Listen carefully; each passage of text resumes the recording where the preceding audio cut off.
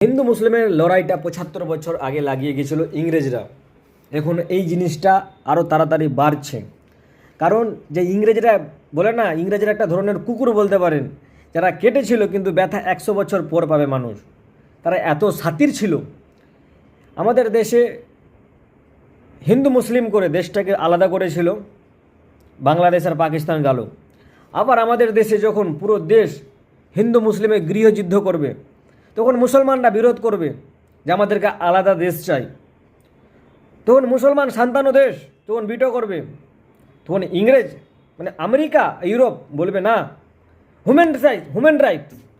তারা human rights বলে, human right বলে তোমার ভারতকে আবার বাঁটার চেষ্টা করবে। দেখে নেবেন আমার কথা, এটা হতে চলেছে। এই যদি আমরা নিজেকে ধর্মের নেশা না ছাড়ি, ৫০ বছরের ভেতর দেশ আবার আলাদা হবে। কারণ যখন পুরো দেশে গৃহযুদ্ধ চালু হয়ে যাবে হিন্দু মুসলমানের, আমাদের হিন্দু থেকে মুসলমানরা অ্যাক্টিভ।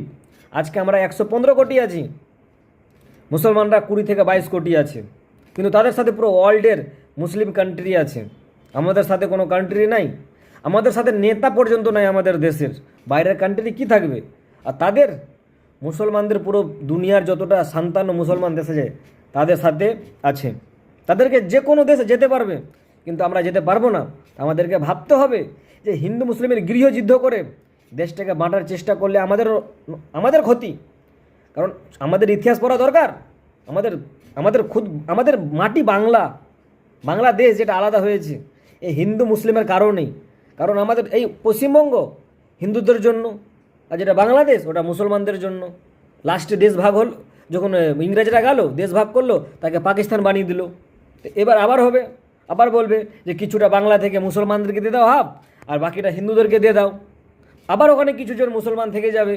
এই চক্রটা চলতেই থাকবে না। তো এত বড় আমাদের ভারত কিভাবে টুকরো হলো?